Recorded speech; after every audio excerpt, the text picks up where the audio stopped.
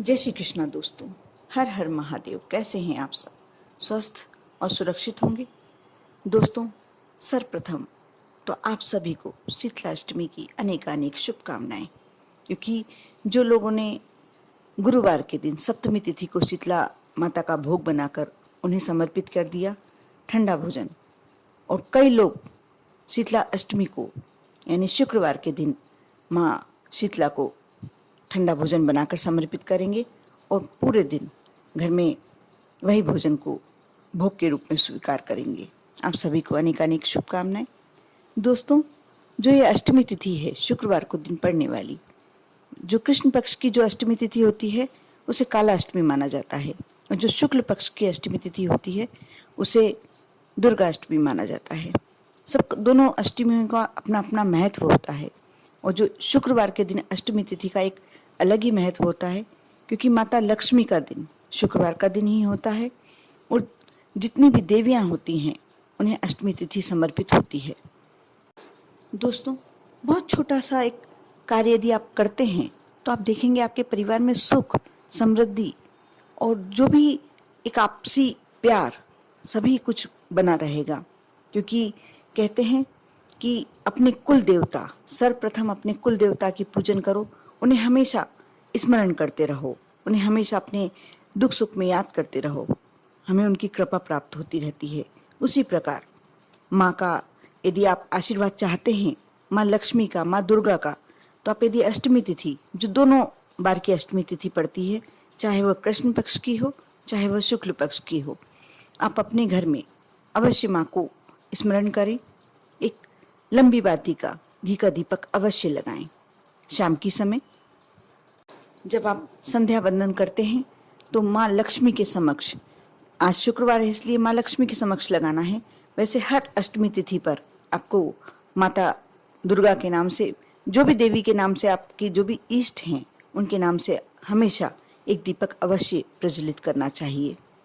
इसके साथ ही साथ यदि आप कर सकते हैं तो जो शुक्ल पक्ष की अष्टमी तिथि आती है, आप उस समय यदि माँ दुर्गा के नाम से नैवेद्य के रूप में कुछ भी बनाते हैं, जैसे जिनके घर में खीर पूड़ी चढ़ती है खीर पूड़ी बनाएं, जिनके घर में चना पूड़ी बनती है वह चना पूड़ी बनाएं।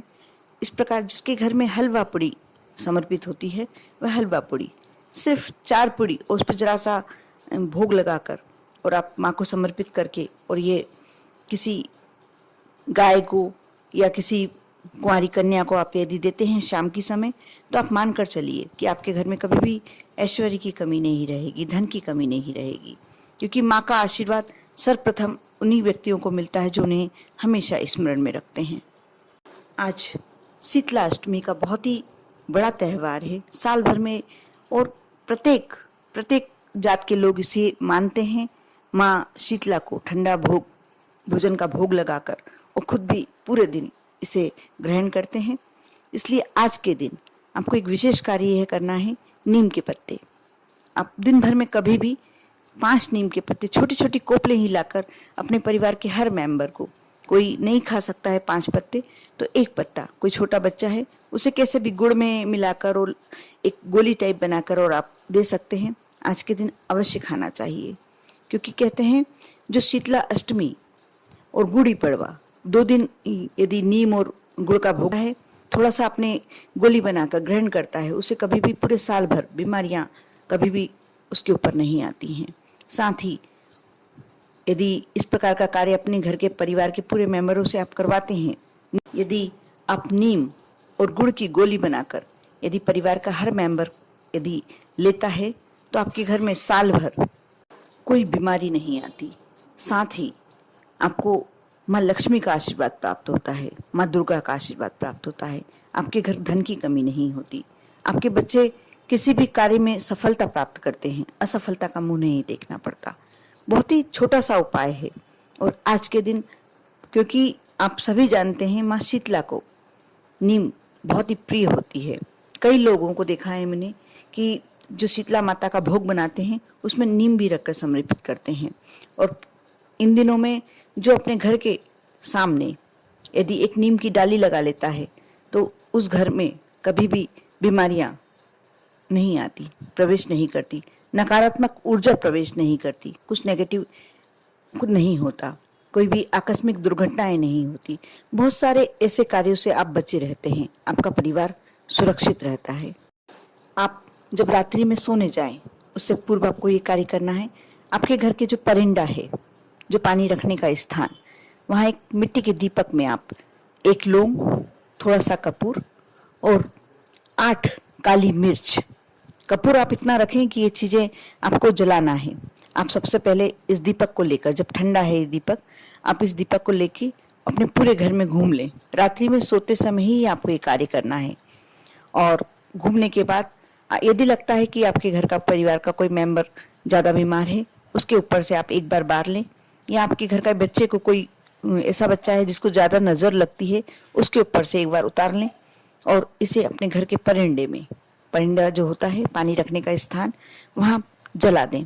कपूर आपको इतना डालना है कि जो लौंग, एक लौंग रखी है आपने और 8 काली मिर्च रखी हैं, वो सब जल जाना चाहिए। और थोड़ी देर खड़े होकर आप देखते रहें, ये सिर्फ 2-3 मिनट लगते हैं और पूरी चीज़ें अच्छी तरीके से जल जाती हैं। यदि कोई वस्तु जलने से रह जाए तो आप थोड़ा सा कपूर और डाल सकते हैं।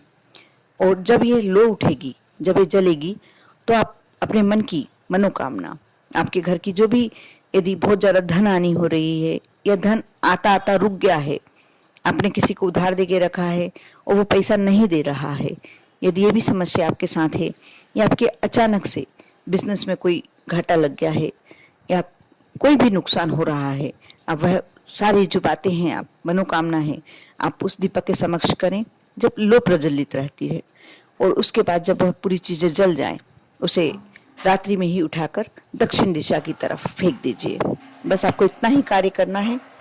और दोस्तों, ये उपाय आप हर महीने जो कृष्ण पक्ष की अष्टमी आती है उसमें कर सकते हैं। कर देखिए, आपके घर में खुशियों का एक ढेर लग जाएगा। आप देखेंगे कि हर तरफ से आपको कोई ना कोई खुशखबरी सुनने को मिलेगी। जो भी आपकी समस्याएं हैं, धीरे धीरे कर वो समस्याएं दूर होने लगेंगी। बहुत ही छोटा सा उपाय है, लेकिन माँ को खुश करने का बहुत अच्छा तरीका है।